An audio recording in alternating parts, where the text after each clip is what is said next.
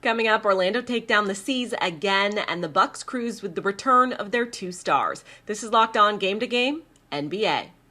Every game, every team, every angle. Locked On Game to Game, your team every day. Welcome in. You are listening to Locked On Game to Game NBA, local experts joining us every night to go over the biggest stories on the hardwood. I'm your host, Kainani Stevens. Thank you so much for making Locked On your first listen every single weekday. The Magic continue to have the Celtics number this season. They end Boston's 9-game win streak last night. Locked On Celtics tries to explain the team's issues with Orlando. Locked On Magic, happy to see Jonathan Isaac back on the court.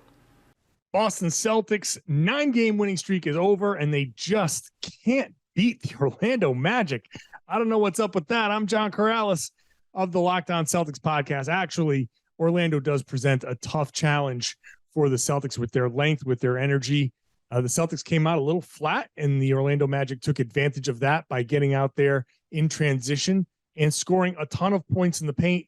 At the beginning of the game, the Celtics were outscored 30-8 through the first 16 minutes, points in the paint, and the Orlando Magic built a big lead. And then when the Celtics cut that lead back down, they were scoring their points in the paint, 14-0 points in the paint to close the first half. And then the Magic dominated that in the second half. Two real turning points here in this game for the Celtics. Jason Tatum went out with an undisclosed abdominal issue that took him out of the game for a big stretch in the third quarter. The Magic went on a 20-5 run. Celtics managed to get it back down to 2 with about 6 minutes to go in the fourth quarter, and then everything just went cold.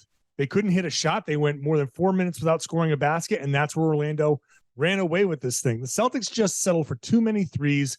They didn't play as aggressively as they needed to. They didn't get enough help off the bench. Tatum and Brown combined for 52 points. The rest of the team combined for less than 50. That's not going to get the job done. But with no Smart, no Robert Williams, no Malcolm Brogdon, it was always going to be a little tough for them to get past Orlando. Again, Orlando's a tough team and a tough matchup for the Celtics. Credit to them. They played hard. They're a good team with a bad record that's figuring out how to win these games. So the Celtics going to have to try and start a new streak. They move on to the Miami Heat on a back-to-back. I'll be talking about it all on the Locked On Celtics podcast.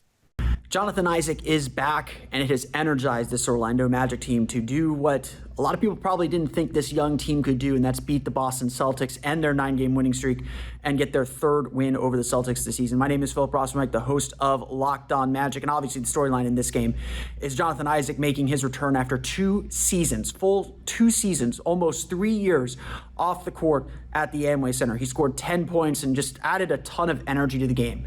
In many moments, Isaac looked like the Isaac of old, the defensive terror, someone able to get steals and work his way around the basket. He obviously has a long way to go, but this game, the result of it at least, was about everyone else picking up the energy around him. The Magic's defense in the second half was absolutely killer. It fed their offense. It got them in transition, got them going downhill into the paint, into the basket, and doing everything that this team is very, very capable of doing. The Boston Celtics better hope that the Orlando Magic don't win that play-in tournament, because it sure seems like the Magic are going to be a really tough out. A game to forget for the Minnesota Timberwolves as they absolutely embarrassed themselves against a terrible Houston Rockets team last night. Locked On Timberwolves in to try to figure out what went wrong in Houston. In a season already chock full of dumbfounding, disappointing, and frankly embarrassing losses, Monday night's loss to Houston Rockets ranks right up for the Timberwolves. This is a Houston team that had lost 13 straight games and lost 15 of their last 26, including on Saturday when Anthony Edwards dominated on both ends against these same Rockets. But this time out, that was not the story. The Timberwolves were out-rebounded 16-4 in the first quarter alone and struggled on the glass for much of the game. In the fourth quarter, it was all about bad perimeter defense. Eric Gordon ate Anthony Edwards' lunch several times off the dribble. Jalen Green went nuts, scored 42 points. But that was more about the Wolves struggling on the perimeter than it was about anything the Rockets were doing offensively. This is the league's worst field goal percentage team, and they were 50% from the field in this game. The Wolves also couldn't get anything going offensively, and it was just kind of a cavalcade of errors in this one for the Wolves. We're going to break it all down on the post-game podcast. What happens next for these Wolves? Make sure to subscribe to Locked On Wolves for all things Timberwolves. Turnovers were a big problem for the Hawks in Chicago. Locked On Hawks talks through some of the issues for Atlanta last night on the road. Hello, friends. My name is Brad Rowland, and the Atlanta Hawks dropped their second straight game, 111-100 up in Chicago. The Hawks had won their previous 4 games on the road, but in this game, just not enough offense for Atlanta. 100 points on 97 possessions, just not effective enough, especially with Trae Young off the floor. The Hawks were actually +6 with Trae on the court in this game, -17 without him, and the bench units were not effective in this game. Hawks ended up turning the ball over 19 times, and for a team like Atlanta that is built to take care of the ball and maximize possessions, not being able to do that in this game really cost them. The Bulls took 10 more shot attempts than the Hawks did, and if you do the math on that, that leads to roughly an 11-point victory for the Bulls. So we'll have a full breakdown of this game on Locked On Hawks podcast, but certainly not great for the Hawks as they fall back to the 500 mark. Stay tuned, and we'll have more on the show. The Utah Jazz made easy work of the Charlotte Hornets as they continue to defy expectations. Locked On Jazz has more on the rebuild, or is it? When Las Vegas set the line for the Utah Jazz this year after they traded Donovan Mitchell and Rudy Gobert, the number was 24.5 for most people.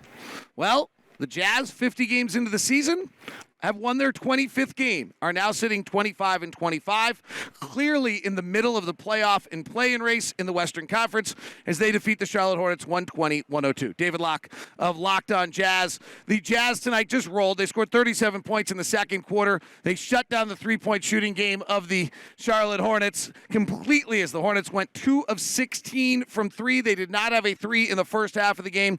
Lauri Markkanen did his usual damage, 25 points, 11 rebounds, 2 assists, and a steal tonight. Maybe the biggest story for the Jazz is that Mike Conley is heated back up. 4 of 8 from 3, shooting 50% from 3 over his last 6 games. Jazz are 500 after 50 games of an NBA season. Coming up, Giannis and Chris Middleton return to the court and get a big win. This is Locked On Game to Game NBA. Today's edition of Locked On Game to Game is brought to you by Built Bar. They are the best tasting protein bars on the market because they're made with 100% real chocolate. They're high in protein, low in sugar, low in fat, low in carbs, and they are really delicious. They come in dozens of different flavors. I like the puffs, which are made with that protein-infused marshmallow.